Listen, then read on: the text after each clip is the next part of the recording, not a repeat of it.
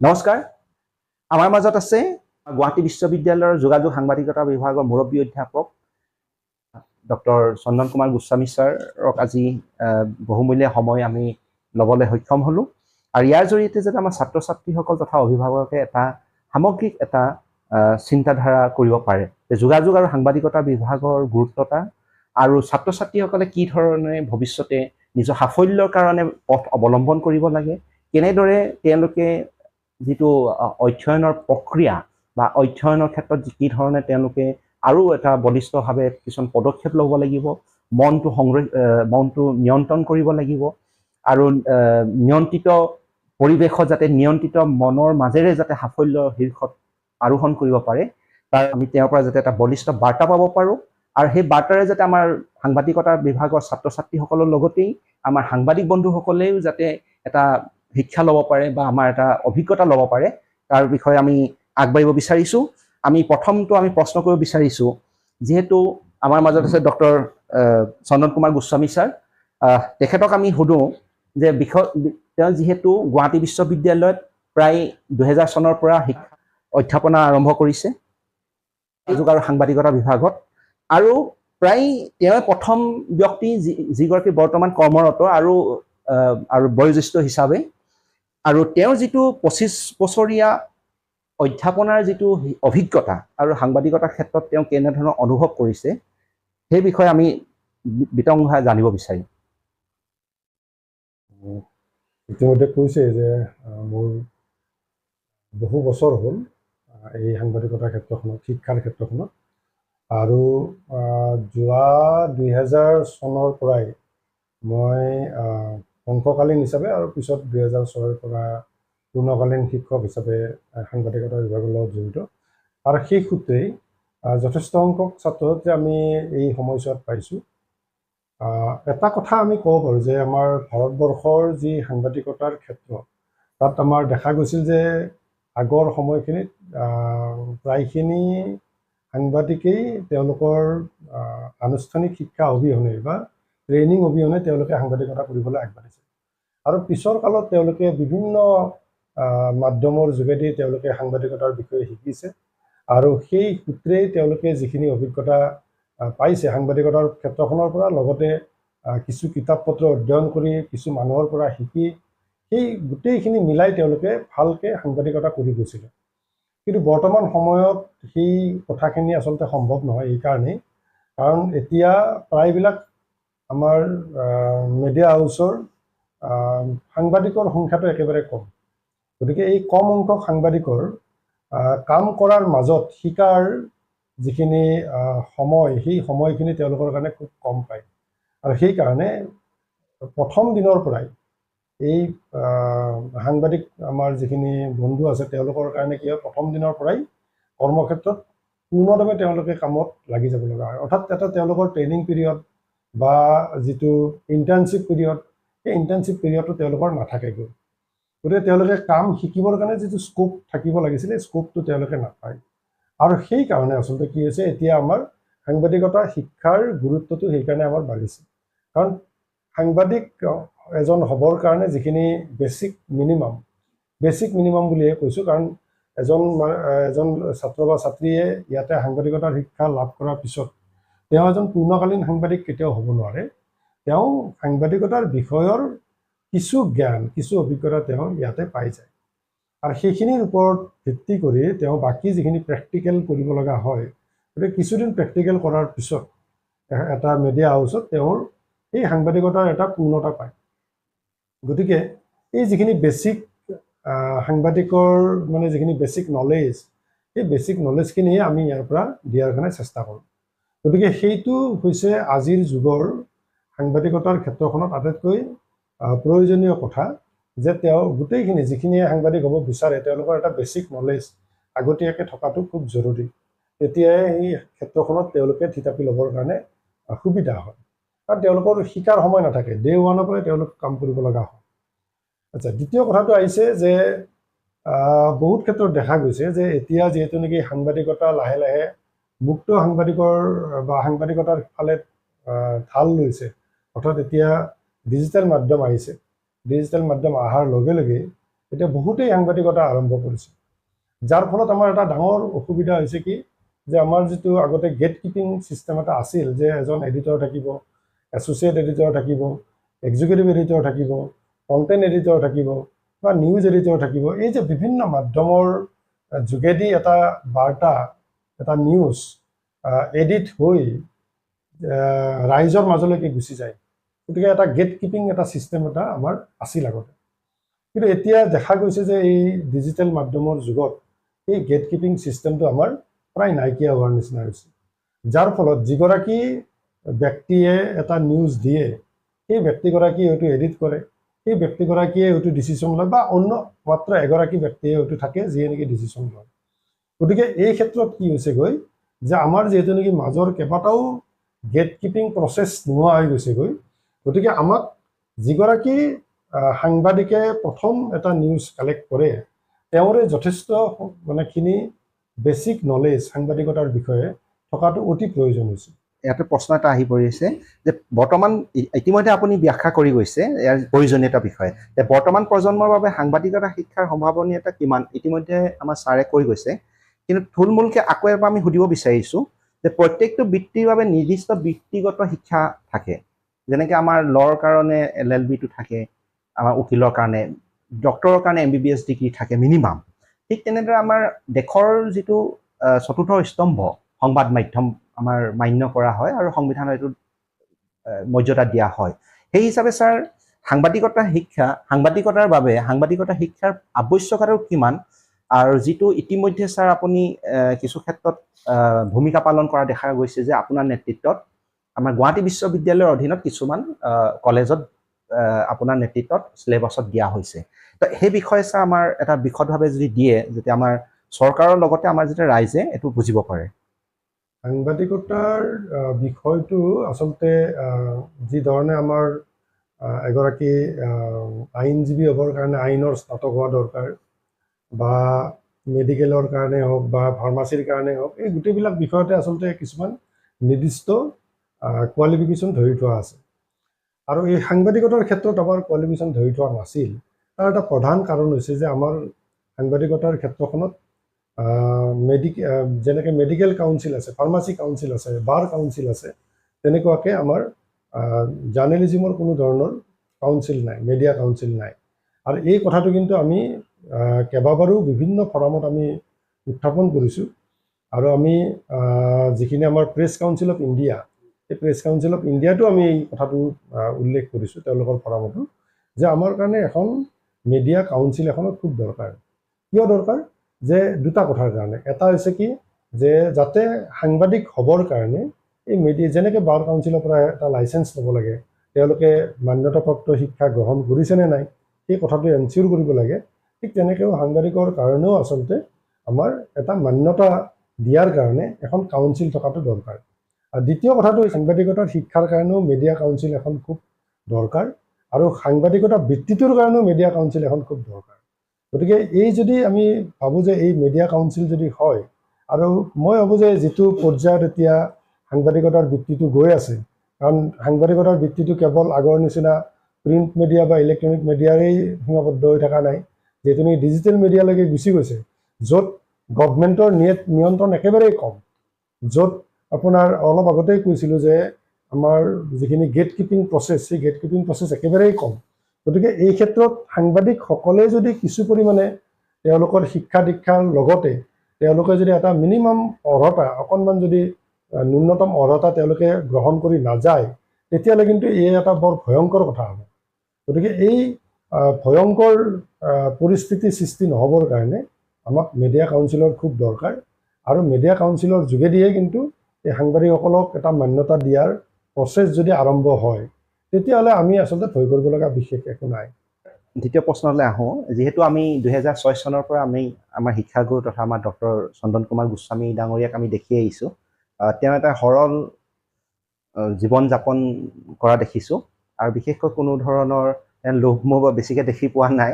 আমাৰ ছাত্ৰ ছাত্ৰীৰ মাজত তেওঁৰ জনপ্ৰিয়তা এইটোৱে যে তেওঁ কিয় ইমান চিম্পুল লিভিং কৰিব বিচাৰে। তো ছাৰৰ জীৱন দৰ্শনটো কি আমি ছাত্ৰ ছাত্ৰী তথা আমাৰ ৰাইজৰ মাজলৈ আগবঢ়াব বিচাৰিছোঁ। এটাই জীৱন দৰ্শন, simple living and high thinking. গতিকে আমি সমাজৰ মাজত আছোঁ, যিহেতু নেকি মানুহৰ যাওঁতে আহোঁতেও একো লৈ অহা নাছিলে, মানে জন্মতেও একো লৈ নাহে, যাবৰ সময়তো একো লৈ নাযায়, কেৱল এটা বস্তুৱে লৈ যাব পাৰে। জন্ম আৰু মৃত্যুৰ মাজত এটাই ডিফাৰেঞ্চ থাকে যে জন্মৰ সময়ত আত্মীয় স্বজনে তেওঁলোকৰ আদৰণি জনায়, আৰু যেতিয়া মানুহ এজনৰ মৃত্যু হয় তেতিয়াও আত্মীয় স্বজন থাকে, কিন্তু তেতিয়া আৰু এটা বস্তু থাকে, সেইটো হৈছে বন্ধু বান্ধৱ বা ফলোৱাৰ্ছ। গতিকে মই ভাবোঁ যে জীৱনটোত যদি আমি আৰ্ণ কৰিব লাগে, তেতিয়াহ'লে আমি আমাৰ বন্ধু আৰ্ণ কৰাটোৱে ভাল, আমি আমাৰ ফলোৱাৰ্ছ আৰ্ণ কৰাটোৱে ভাল, কাৰণ তেওঁলোকেহে মৃত্যুৰ সময়ত সংগী হ'ব। তাত বাহিৰে কিন্তু টকা পইচা বা অন্যান্য একো বস্তুৱে আপোনাৰ মৃত্যুৰ সময়ত সংগী হৈ নাথাকে। গতিকে সেই দৰ্শনতে এতিয়াও আছোঁ, আৰু ভৱিষ্যতেও থকাৰ কাৰণে ওপৰৱালাৰ ওচৰত খাটিছোঁ, যাতে ঠিক তেনেধৰণে আমি পাৰ হৈ যাব পাৰোঁ। ছাৰ, আমাৰ পুৰণা প্ৰজন্ম আৰু নতুন প্ৰজন্মৰ মাজত সততে আমি এটা বৃহৎ পাৰ্থক্য দেখিবলৈ পাওঁ, যিহেতু যুগ পৰিৱৰ্তন হৈছে, ছায়েন্স এণ্ড টেকন'লজি পৰিৱৰ্তন হৈছে। সেই হিচাপে ছাৰ, আমাৰ যিটো নৱপ্ৰজন্মৰ যিটো ছাত্ৰ ছাত্ৰীসকলৰ মাজত কিছুমান প্ৰত্যাহ্বান আহি পৰিছে। যিমানে টেকন'লজি, যিমানে ডেভেলপ হৈছে বিজ্ঞান আৰু টেকন'লজি, সিমানে তেওঁলোকৰ সন্মুখত এটা নিয়ন্ত্ৰিত পৰিৱেশৰ কাৰণেই তেওঁলোকে এটা প্ৰত্যাহ্বান আহি পৰিছে। তাৰ মাজতো কিন্তু তেওঁলোকে সাফল্য অৰ্জন কৰিব লাগিব ছাত্ৰ ছাত্ৰীসকলে। আৰু সেই হিচাপে ছাৰৰ যিটো দীৰ্ঘদিনীয়া যিটো অভিজ্ঞতা, প্ৰায় ৰূপালী জয়ন্তী ছাৰে গৰকিলে অধ্যাপনাৰ ক্ষেত্ৰত, ছাৰৰ যিটো সূক্ষ্মভাৱে যিটো অধ্যয়ন কৰি পাৰিছে বিগত 25 বৰ্ষত, তেওঁ সেইটো আমাক কি ধৰে ছাত্ৰ ছাত্ৰীসকলক এটা উপদেশ দিব, বা এটা সাফল্যৰ বাবে এটা পথ প্ৰদৰ্শক হিচাপে কোনটো পথ অৱলম্বন কৰিব লাগে, তাৰ বিষয়ে ছাৰৰ পৰা আমি আশা কৰিম। এতিয়া যিটো যুগ, এই যুগটোত আটাইতকৈ ডাঙৰ প্ৰব্লেমটো হৈছে আমাৰ যে সকলোৰে হাতত মোবাইল। গতিকে আমি এটা কথা চাব লাগিব যে আমাৰ এই মোবাইলটো আমি কেনেকুৱাকৈ পজিটিভ ৱেত ব্যৱহাৰ কৰিব পাৰোঁ। এই মোবাইলটো চাবই সকলোৱে, ছ'চিয়েল মিডিয়াত থাকিবই, কিন্তু তাৰ মাজেৰেও আমি কিছু কথা শিকিব পাৰোঁ। কিন্তু আমাৰ এটা কথা আমি এভইড কৰিব লাগে, সেইটো হৈছে কি যে আমি চব কথাতে শ্বৰ্টকাট কৰাটো আমি এভইড কৰিব লাগে, কাৰণ শ্বৰ্টকাটৰ যোগেদি কিন্তু কনচেপ্ট ক্লিয়াৰ কৰিব নোৱাৰি। যিকোনো এটা নিউজ আজিকালি আমি দেখিছোঁ, আমাৰ ছাত্ৰ ছাত্ৰীসকলে বা বিভিন্ন ক্ষেত্ৰত দেখা পাইছোঁ যে বহুতে নিউজ মাত্ৰ 2টা লাইন নিউজ চাই, হেডলাইন চাই পেলাই তেওঁলোকে নিউজটো জানা বুলি ভাবে। আচলতে ঠিক তেনেকুৱা নহয়। আমি কিয় পেপাৰ এখন পঢ়োঁ? পেপাৰখন এইকাৰণে পঢ়োঁ যে তাত আমি যাতে ডিটেইলছ এটা খবৰটো যাতে আমি এটা ডিটেইলছত পাওঁ। যদিও ডিজিটেল যুগত মোবাইলটোত তেওঁলোকে পঢ়িছে, লাগিলে মোবাইলতেই পঢ়ক, কিন্তু গোটেই ডিটেইলছ এটা নিউজ পঢ়াৰ হেবিট তেওঁলোকে কৰক। আৰু তাৰ উপৰি আৰু এটা কথা কি যে আমি বিভিন্ন ধৰণে মোবাইলটো ব্যৱহাৰ কৰিব পাৰোঁ, আমি বিভিন্ন ধৰণে আমাৰ কম্পিউটাৰ ব্যৱহাৰ কৰিব পাৰোঁ। গতিকে আমি যিখিনি সময় এটা ভিডিঅ' চাওঁ, এই ভিডিঅ'টো আমি এনেই এটা কাম নোহোৱা ভিডিঅ' চোৱাতকৈ আমি যদি এটা একাডেমিক বা মানে কিবা এটা শিকিব পৰা ধৰণৰ ভিডিঅ' চাওঁ, সেইটো আমাৰ কামত লাগি যায় কেতিয়াবা। গতিকে সেই ধৰণে আমি অকণমান পজিটিভলি যদি কৰিব পাৰোঁ, তেতিয়াহ'লে আমাৰ কাৰণে সুবিধা হয়। আৰু এটা কথা ঠিক যে আমি কনচেপ্ট নোহোৱাকৈ বেছি দূৰ আগবাঢ়িব নোৱাৰোঁ। গতিকে কনচেপ্ট আমাক লাগিবই, পিছৰ ফালে আমাকতো কনচেপ্ট লাগিবই। আমি বৰ বেছি মেট্ৰিকলৈকে যাব পাৰোঁ কনচেপ্ট নোহোৱাকৈ মুখস্থ কৰি, কিন্তু মেট্ৰিকৰ পিছত কিন্তু কনচেপ্ট নোহোৱাকৈ কেতিয়াও ভাল ৰিজাল্ট কৰিব নোৱাৰি। আৰু সেইকাৰণে দেখা যায় যে বহুতে মেট্ৰিকত খুব ভাল ৰিজাল্ট কৰাৰ পিছত তেওঁলোকৰ ৰিজাল্ট হায়াৰ ছেকেণ্ডেৰীত কিন্তু ভাল নহয়। ভাল নোহোৱাৰ কাৰণ ছাত্ৰ বা ছাত্ৰীগৰাকী বেয়া হৈ যোৱা নহয়, তাৰ কাৰণটো হৈছে তেওঁলোকৰ যিটো পঢ়াৰ ষ্টাইল আছিলে, তেওঁলোকৰ যিটো শিকাৰ ষ্টাইল আছিলে, সেই ষ্টাইলটো মেট্ৰিকলৈকে ঠিকে আছিলে, অৰ্থাৎ মুখস্থ বিদ্যা কিছু পৰিমাণে তেওঁলোকৰ কাম দিছিলে, কিন্তু তাৰ পিছত তেওঁলোকৰ সেই ষ্টাইলটোৱে কিন্তু কামত নিদিলে। ইয়াৰ পাছলৈ আমি আহোঁ, প্ৰায় অন্তিম পৰ্যায়ে আমি পাইছোঁ সাক্ষাৎকাৰটো। তাৰ মাজতে আমি এটা বস্তু আমাৰ গৌৰৱান্বিত যে উত্তৰ পূৰ্বাঞ্চলৰ ভিতৰতেই আমাৰ এই গুৱাহাটী বিশ্ববিদ্যালয়ৰ যোগাযোগ আৰু সাংবাদিকতা বিভাগটো প্ৰথম। এতিয়া আমাৰ সোণালী জয়ন্তী গৰকিলে প্ৰায় 58 বছৰ হৈছে আমাৰ এই বিভাগটো, আৰু ছাৰে ইতিমধ্যে এই বিভাগটোতেই 25 বছৰ কাল ইয়াত অধ্যাপনা কৰিছে আৰু তেওঁ কাৰ্যকাল সম্পাদন কৰিলে। সেই অভিজ্ঞতাৰ ফালৰ পৰা আমাৰ যোগাযোগ সাংবাদিকতা বিভাগৰ তথা আমাৰ উত্তৰ পূৰ্বাঞ্চলৰ প্ৰথম আৰু সেই সময়ত এই বিভাগটোৰ ছাৰ যিটো বৰ্ণিল যাত্ৰা, সেই অভিজ্ঞতাটোৰ বিষয়ে আপুনি কি কয়, আৰু বৰ্তমান পৰ্যায়ত কি পৰ্যায় পাইছে? আমি শুনামতে দেশ বিদেশৰ এবাৰ বহুতখিনি ছাত্ৰ ছাত্ৰী এটা আবেদন কথাটো কৈ লওঁ যে এইটো আচলতে 7th ডিপাৰ্টমেণ্ট অল ইণ্ডিয়াত 7 ডিপাৰ্টমেণ্ট মানে ইউনিভাৰ্চিটি ডিপাৰ্টমেণ্ট দেই, ইউনিভাৰ্চিটি ডিপাৰ্টমেণ্ট। গতিকে মানে এই আমাৰ আগতে ভাৰতৰ মাত্ৰ 6খন ইউনিভাৰ্চিটিতে মাছ কমিউনিকেশ্যন ডিপাৰ্টমেণ্ট আছিল। গতিকে আমাৰ এইটো বোধহয় 7th ডিপাৰ্টমেণ্ট। গতিকে আচৰিত লাগে এইটোৱে যে নৰ্থ ইষ্টত একেবাৰে ঘুকুত জেগা এটাত সেইখিনি সময়ত ভাৰতৰ বিভিন্ন ডাঙৰ ডাঙৰ চহৰ আছিল, তাৰ পৰা কিন্তু এই গুৱাহাটীৰ নিচিনা আওহতীয়া জেগা এটাত যে সেইখিনি সময়তে আমাৰ কিছু সংখ্যক ভিজনাৰী, কিছু সংখ্যক প্ৰফেচাৰে, কিছু সংখ্যক ব্যক্তিয়ে তেওঁলোকে এটা জাৰ্নেলিজিম ডিপাৰ্টমেণ্ট লাগে বুলি ভাবিছিল বা তেওঁলোকে স্থাপন কৰিছিল। সেইটোৰ কাৰণে আমি সদায়ে আচলতে গৌৰৱ অনুভৱ কৰোঁ, তেখেতসকলক আমি শ্ৰদ্ধা জনাওঁ। আৰু বিভাগটোৰ আমি আজি অত বছৰে যিহেতু নেকি সাংবাদিকতাৰ শিক্ষাদান কৰি আহিছোঁ, আমাৰ ইয়াৰে ছাত্ৰ ছাত্ৰীসকল কেৱল যে সাংবাদিকতাত আছে তেনেকুৱা নহয়, তেওঁলোক বিভিন্ন বৃত্তিত জড়িত হৈ আছে। কাৰণ সাংবাদিকতা বিষয়টো কেৱল যে সাংবাদিক হ'বৰ কাৰণে জৰুৰী তেনেকুৱা নহয়। মই অলপ আগতে কৈছিলোঁ যে আমাৰ পিয়াৰৰ কাৰণে, জনসম্পৰ্কৰক্ষীৰ কাৰণে, আমাৰ এগৰাকী ভাল নেতা হ'বৰ কাৰণেও সাংবাদিকতাৰ বিষয়টোৱে বহুত সহায় কৰে। এগৰাকী ভাল প্ৰশাসনিক বিষয়াৰ কাৰণেও সাংবাদিকতাৰ বিষয়টোৱে সহায় কৰে। অৰ্থাৎ সমাজৰ বিভিন্ন স্তৰত সাংবাদিকতাৰ বিষয়টোৱে কিন্তু যথেষ্ট সহায় কৰে। আৰু বিভিন্ন ধৰণৰ কম্পিটিটিভ এক্সামবিলাকৰ কাৰণেও আমাৰ সাংবাদিকতাৰ বিষয়টোৱে যথেষ্ট সহায় কৰে ছাত্ৰ ছাত্ৰীসকলক।